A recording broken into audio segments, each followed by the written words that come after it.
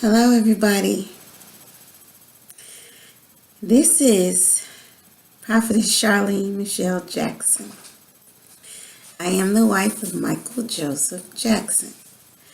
And the reason why I'm here today, I'm not talking about nothing more than my husband. You have to understand something. I personally am very disappointed in Wade Roberson and Mr. Safechuck. I'm very disappointed in both of them because plain and simply, you have a person that took you under their wing. Okay?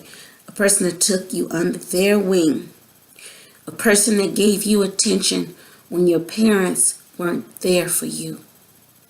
A person that encouraged you to follow your dreams. Wade, you would not be who you had become if it had not been for Michael. All of your adventures, all of your opportunities that you've had in the music industry as a dancer and a choreographer would have never happened for you if it hadn't been for my husband.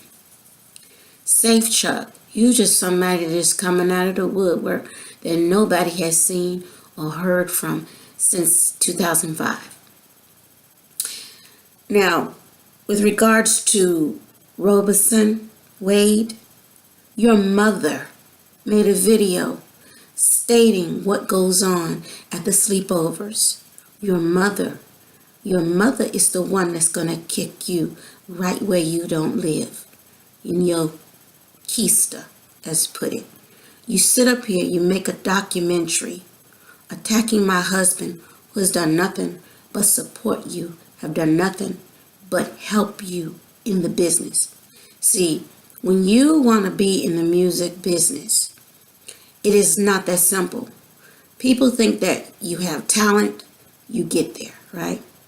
You have the talent, your talent speaks for you. You have the talent, your talent makes room for you. Your talent opens doors for you. That is not true. It is who you know that gets you in the opportunities. It is who you know that opens the doors. It is who you know.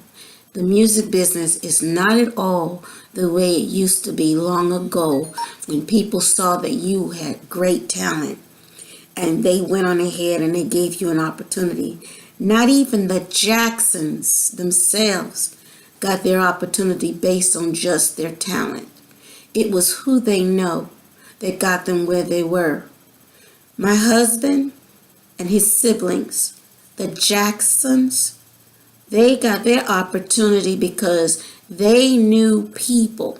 See, and how they got to know those people were by going to the shows and performing. When there were contests, talent shows, they went and performed there. When there were Showtime at the Apollo had talent contests, and my husband and his siblings, his brothers, went and they auditioned for Showtime at the Apollo.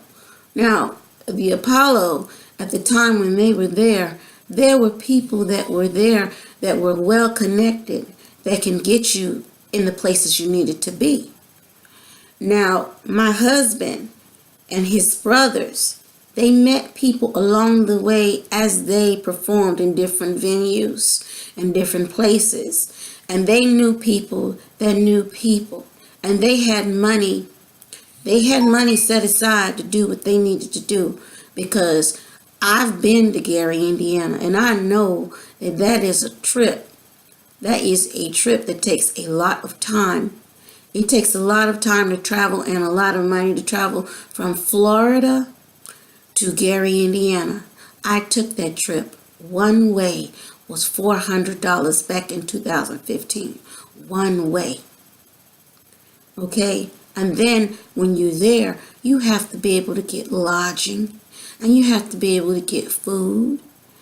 And you have to have musical instruments, and you have to have musicians to play those instruments, and you have to have microphones and all of the equipment. That equipment doesn't come cheap. So what I'm stating to you is the Jackson family was performing for years before they got to the pinnacle that they could be even heard or even be discovered by someone that's connected to Motown. Now, my husband fast-tracked you into the business. And you know what? You would not have a voice. Nobody would hear you. Nobody would be interested in you. Nobody would do anything with you. Your documentary would never happen if you did not know my husband. So now, I'm a woman that prides herself on being private and living her life out of the spotlight. And what you have done, you have catapulted me out in the spotlight. And this is something I don't appreciate. Now, I have not done interviews. Since my husband passed, nobody has heard from me. Nobody has seen me. I went to see my family in 2015. And be honest with you, they really didn't give me the time of day. They didn't give me a chance to say anything to them because they were so well guarded by security. See, people do hateful things, and because they do hateful things, that make them have to beef up the security. Now, what you are doing right now, you are destroying a good man that helped you, a good man that created opportunity for you, a good man that encouraged you to go after your dreams. And because you didn't get things to go the way you wanted them to after he passed, listen, when a person is alive, there's influence. That person can influence your outcome and where you belong and what you can achieve. They can open doors for you. They can speak to people on your behalf and create an opportunity for you. Michael is not here now. He's not here to open doors for you. He's not here to say, I want Wade Robeson to do this, or I want Safe Chuck to do this. He's not here for that. He cannot help you. And now, because things didn't go the way you wanted to in your profession, and you weren't able to get monies from the estate, you weren't able to get money from a lawsuit, you tried to sue the estate twice, and they threw your case out. Then Safe Chuck, he tried in 2017 after you tried. You tried in 2013 and you tried in 2017. Then you tried to get the head choreographer position for one. The problem is you didn't do anything for Immortal. Why didn't you come out and try to get Immortal? Why didn't you try to come out and be a part of This Is It? You know, you weren't there for This Is It. When Michael was down on his luck, you weren't there. And you weren't there. You know, and during those rough times, I'm telling you, I'm in a house now. The house that I live in, there's no way I would have ever gotten this house. My credit was horrible. Okay, my job situation was horrible. I didn't have a job. Now, who gets a house without a job and with bad credit? Nobody. But I'm in a house. You know why? Because my estranged husband, estranged. We were estranged because the business pulled him away. Because he was always busy, and I'm a woman that wanted attention. I was young, and I just wanted attention. And I didn't get the attention I wanted. So what did I do? I went back home to my parents. Now, I stayed with my parents for a long time. Didn't have my own place. Dreamed of having a home. Went everywhere trying to get a loan. Everywhere trying to get a home. and nobody would help me. And then one day, I picked this company on the internet, and I tried, and they were not going to help me. And all of a sudden, a lender showed up out of the blue, just out of the blue. They never stated to me who they were. They never identified them. They asked for all kind of things that the other lenders didn't ask for, like medical records and bank statements and proof of income and, proof of a job. Do you have a job? And all this stuff they took me through. And needless to say, the house came. I got the house. And it's funny, the house that I actually picked and actually wanted, I am in this house. And I'm telling you, back in 2012, I didn't have a job and I wasn't able to pay the mortgage. I didn't pay the mortgage for a whole entire year in 2012 to 2013. 2013, I did not pay my mortgage. And I'm not in the street. Okay?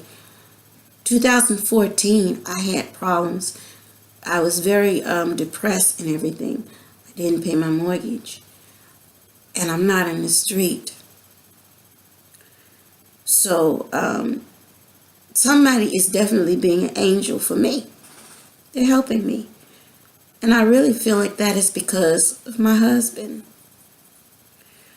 You can love somebody so much, and you can't go back and change decisions you've made. You can't go back and change what you've done. Wade, you tried to get a job in an industry that you were not actively a part of, and you were denied the position. You were told that you can get a lower position, a dancer position, and you were not happy with that. You wanted to be head choreographer. If Michael had been here, you would have had that. You got a director's position, which was really an accomplishment, and you could not do the job. You got sick and you couldn't do the job. Listen, in this business that you are in, you're only as good as your last job. Now, if you messed up with that director, don't you think it traveled throughout the industry and it blocked you for the things that really matter, for the bigger positions? This is what happened to you. Then you went to a mental institution. I'm not trying to expose you and hurt you, but you opened the door. You did it. You do not go after my husband. My husband is a saint. My husband is an angel. My husband goes around helping people. You understand? He doesn't go around mistreating people. He doesn't go around victimizing people. No, he's in the business of saving people. But you want to make him into a predator, into a person that hurts people. That's not going to fly. Now, if I have to come completely out, I'm just on YouTube right now. But if I have to go completely out, I'm not going to go out in a simple way. I'm not going to go out nice. I'm going to go out tough. I'm going to go out strong. Now, I have my health problems. I was losing my hair because of a health problem. And you know what? My hair is coming back. Thank you very much. And whoever prayed for me, I thank you. I thank you. Because what I had, I'm not going to say what I had. It was not AIDS. But I'm not going to say what I had. I lost a lot of weight and I lost hair. And now my weight is back and my hair is coming back. Now, you're going to leave my husband alone. You're going to let his legacy stand strong. Your documentary is trying to destroy that. There are avenues and things that can be done to make you stop. There are things that can be done to stop you. I don't have to make a documentary. I can just simply go through the legal recourses to get that documentary dropped.